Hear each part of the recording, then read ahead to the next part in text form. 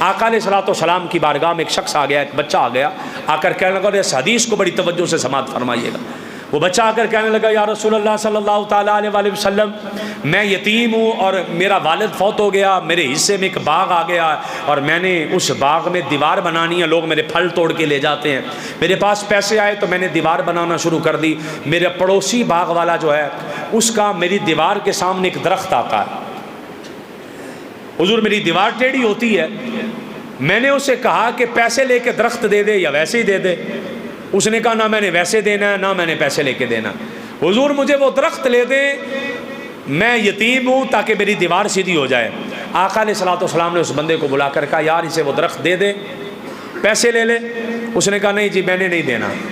آقا علیہ الصلوۃ والسلام نے ارشاد فرمایا، تو نے پیسوں سے نہیں دینا تو یوں کر لے، یہ دنیا میں اس درخت کے پیسے بھی لے لے اور جنت میں ایک کھجور کا درخت لے لے جس کے نیچے 100 سال تک تیز گھوڑا بھی دوڑے۔ صحابہ کرام کا دل مچلنے لگ پڑا کہ کاش آج یہ درخت ہم لے کے دے سکیں، ہمیں جنت والا وہ درخت مل جائے۔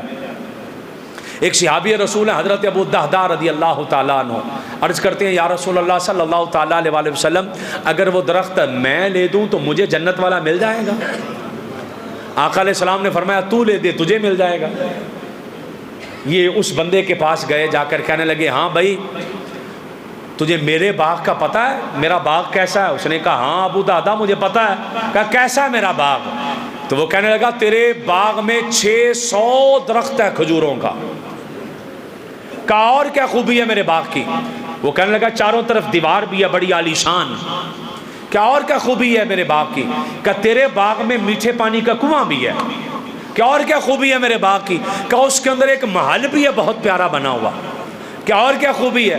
تو کہنے لگا کہ اس میں گرمی اور سردی کا الگ الگ رہنے کی جگہ بھی ہے۔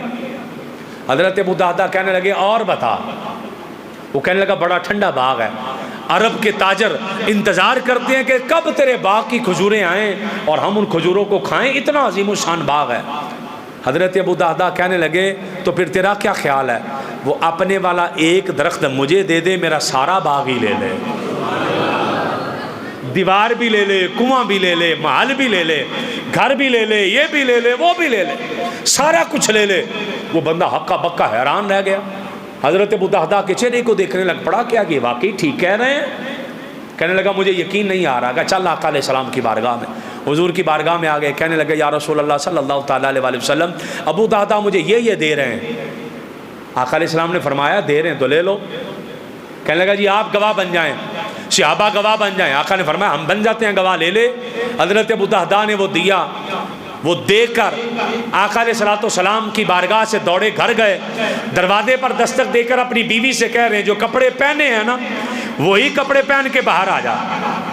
کیا ہوا؟ کہنے لگے میں نے یہ باغ بیچ دیا۔ کس کو بیچ آئے ہو؟ بیوی کو پتا تھا میرا شوہر بڑا سیانہ ہے، بڑا تاجر آدمی ہے، بڑا دانا آدمی ہے، کس کو بیچ کر آئے ہو؟ تو روتے روتے کہنے لگے میں آقا علیہ السلام کے ہاتھ بیچ آیا ہوں۔ کہ وہ کیسے؟ کہ آقا علیہ السلام سے میں نے سودا کیا۔ وہ کیسے؟ کہنے لگے میں نے ایک درخت جنت میں کھجور کا لے لیا ہے اور اپنا 600 کا 600 دے دیا ہے۔ بیوی نے اٹھایا چادر دوپٹہ اور جوتا پہنا باہر آ گئی اور مسکراتے مسکراتے کہنے لگی مبارک ہو ابو دہدا، تو نے بڑے نفع کی تجارت کی ہے۔ مبارک ہو ابو دہدا، تربیت تھی نا بیوی کی بھی، مبارک ہو ابو دہدا تو نے بڑی نفع کی تجارت کی ہے۔ حضرت ابو دہدا بیوی کو لے کر آقا علیہ السلام کی بارگاہ میں حاضر ہوئے، جا کے کہنے لگے یا رسول اللہ صلی اللہ تعالیٰ علیہ وآلہ وسلم، اب وہ جو جنت والا درخت ہے میرا اور میری بیوی کا پکا ہے نا؟ آقا علیہ السلام نے فرمایا نہیں۔ حضرت ابو دہدا کی آنکھوں میں آنسو آ گئے، حضور میں نے تو 600 درخت دے دیا، میں نے تو اپنا پورا باغ دے دیا، میں نے تو اس کی دیواریں دے دی ہیں، میں نے تو اپنا محل اور گھر دے دیا، حضور پھر بھی نہیں پکا؟ آقا علیہ السلام نے فرمایا ابو دہدا اگر تو ایک درخت کے بدلے ایک لے کر دیتا تو پھر تو تجھے جنت میں ایک ملتا نا، اب تو نے 600 دیا، اللہ تجھے اتنے باغ جنت میں عطا فرمائے گا کہ جس کی گنتی تو گن نہیں سکے گا اور جس کے درخت بھی تو گن نہیں سکے گا۔ اللہ پاک تجھے اتنے عطا فرمائے گا۔